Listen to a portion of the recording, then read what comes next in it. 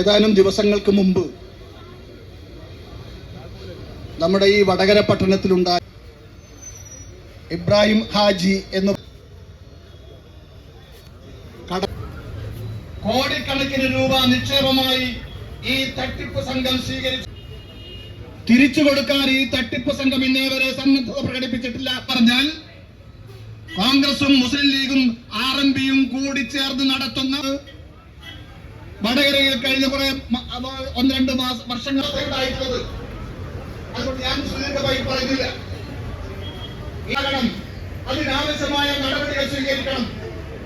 സഹകരണ മേഖലയിൽ നിക്ഷേപിക്കുന്നവന് പണം നഷ്ടപ്പെട്ടാൽ ചുരുങ്ങിയത് 5 ലക്ഷം രൂപ സർക്കാർ കൊടുക്കും. 2-3 തവണ കാശ് ആവശ്യപ്പെടാൻ ഇത് പറഞ്ഞിട്ടാണ്. നിങ്ങൾക്ക് നമ്മളൊരു സൊസൈറ്റിയിൽ നിക്ഷേപകനായി നേരത്തെയുള്ള സഹകരണ നിയമപ്രകാരം അതിന് ഇവിടെ പോലീസിന്റെ SIT ടീമിന് കൊടുത്തിട്ട് അന്വേഷണത്തിനുള്ള ചുമതല ഇന്ന ഭാഗം നിങ്ങൾ അന്വേഷിക്കുന്നുണ്ട്. എത്ര കാശ് കൊടുക്കാനുണ്ട്, ഏത് അളവിലാണ് വെട്ടിപ്പ് നടന്നത്, ഇയാളുടെ മരണത്തിനിടയാക്കുന്ന സാഹചര്യം എന്ത് ഉള്ളൂ. ഇത് തിരിച്ചു പിടിക്കാൻ ആവശ്യമായ നിലയിൽ ഇവരുടെ ഭൂമി, ഈ പറയുന്ന 11 ഡയറക്ടർമാരുടെ ഭൂമി, വീട് ഇവ അറ്റാച്ച് ചെയ്യാൻ ആവശ്യമായ നടപടി എന്തു സ്വീകരിച്ചു എന്ന് നിങ്ങൾ പറ. ഈ 11 ആളുകളെയും സംരക്ഷിക്കുന്ന നിലപാട് വടകരക്ക് അപമാനമാണ്.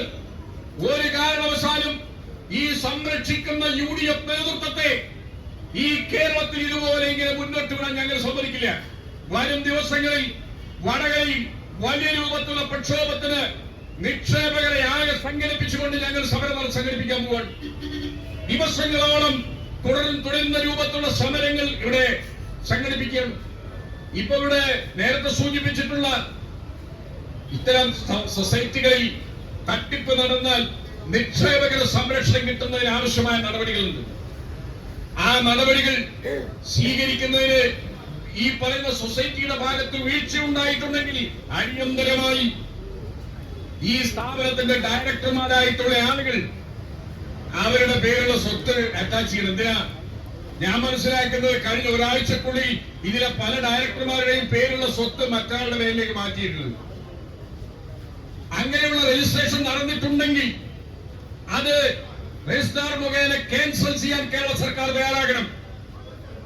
ഇവരെ കയ്യിൽ നിന്ന് 1 പൈസ പിടിച്ചെടുക്കാൻ പറ്റില്ല എന്നുള്ള രൂപത്തിലുള്ള തന്ത്രങ്ങൾ വരെയുന്നതിനുള്ള സൗകര്യമാണ് SITയും കേരളത്തിലെ ഗവൺമെന്റും ചെയ്തു കൊടുക്കുന്നത്. വലിയ ബഹുജന പ്രക്ഷോഭങ്ങളിലൂടെ മാത്രമേ ഈ തോന്നിവാസത്തിന് അറിഞ്ഞു വരുത്താൻ കഴിയൂ. കേരളത്തിലെ ഇടതുപക്ഷ മുന്നണി തട്ടിപ്പ് നടത്തുന്നവരും അഴിമതി നടത്തുന്നവരും എവിടെയായാലും മുഖം നോക്കാതെ നടപടി സ്വീകരിച്ചതിന്റെ ഭാഗമായിട്ടാണ് കരുവന്നൂരിൽ ഭൂരിപക്ഷം നിക്ഷേപകരുടെയും പ്രശ്നങ്ങൾ പരിഹരിച്ചത്. ഇവിടെ 1 വർഷത്തിലേറെയായി ഈ സ്ഥാപനത്തിനകത്ത് ഡെപ്പോസിറ്റ് വാങ്ങിയവരുടെ കാശ് തിരിച്ചു കൊടുക്കാൻ പറ്റില്ല എന്ന് പറയുന്ന വലിയ പ്രതിസന്ധി രൂപപ്പെട്ടിട്ടും ഡെപ്പോസിറ്റ് വാങ്ങിക്കാതെ കൈവായ്പ വാങ്ങിച്ച് എവിടെയും രജിസ്റ്റർ ചെയ്യാതെ കൈവായ്പ വാങ്ങിച്ചിട്ടുണ്ട്. ഇവിടെ വലിയ കൊള്ളയാണ് ഈ സ്ഥാപനം വെച്ച് ഇവിടെ നടന്നിട്ടുള്ളത്. അങ്ങനെ നടന്നാൽ നിലവിലുള്ള നിയമപ്രകാരമുള്ള നടപടികളിലേക്ക് ഈ സൊസൈറ്റിയെ അഡ്രസ് ചെയ്യുന്ന നടപടി വരേണ്ട SITയുടെ ഭാഗത്തുനിന്ന് ഒരു നടപടി ഇതുവരെ ഉണ്ടായിട്ടില്ല. SIT നാളെ എന്തോ കണ്ടുപിടിച്ചു വരുന്നുള്ള ധാരണയാണ്.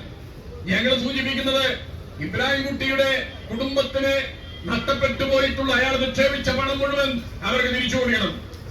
അതോടൊപ്പം ഈ പറയുന്ന രൂപത്തിലുള്ള നടപടി സ്വീകരിച്ച് ഇയാളെ ആത്മഹത്യയിലേക്ക് നയിച്ചിട്ടുള്ള ആളുകളുടെ പേരിൽ കൊലക്കുറ്റത്തിന് കേസെടുക്കണം. മൂന്നാമത്, നിരവധി 100 കണക്കിന് നിക്ഷേപകരുടെ കൈകളിൽ നിന്ന് വാങ്ങിയ കാശ് തിരിച്ചു കൊടുക്കാനുള്ള നടപടി സഹകരണ വകുപ്പിനെ കൊണ്ടും ഈ ഡയറക്ടർമാരായിട്ടുള്ള ആളുകളുടെ സ്വത്തുക്കൾ അറ്റാച്ച് ചെയ്തുകൊണ്ട് അടിയന്തരമായി നിർവഹിക്കണം. ഈ പറഞ്ഞിട്ടുള്ള ഡയറക്ടർമാരുടെ പറമ്പ് അറ്റാച്ച് ചെയ്ത് ലേലത്തിൽ വെക്കണം. കിട്ടുന്ന പൈസക്ക് വിറ്റിട്ട് അത് ഇവർക്ക് കൊടുക്കണം. ഈ നാട്ടിലെ സാധാരണക്കാരനെ വഞ്ചിക്കുന്ന ഇത്തരം സ്ഥാപനങ്ങൾ, ആ സ്ഥാപനങ്ങൾ അത് നടത്തുന്ന ആളുകൾ ഇത്തരം തട്ടിപ്പ് നടത്തിയാൽ വെറുതെ വിടില്ല എന്ന ധാരണ ഉണ്ടാകുന്നതിന് നടപടി വരണം. അത് കരുവന്നൂരിലുണ്ടായി, മറ്റ് പലയിടത്തുമുണ്ടായി. അവിടെയെല്ലാം ഈ നടപടികളുടെ ഭാഗമായി നിക്ഷേപകൻ രക്ഷപ്പെട്ടിട്ടുണ്ട്. പക്ഷേ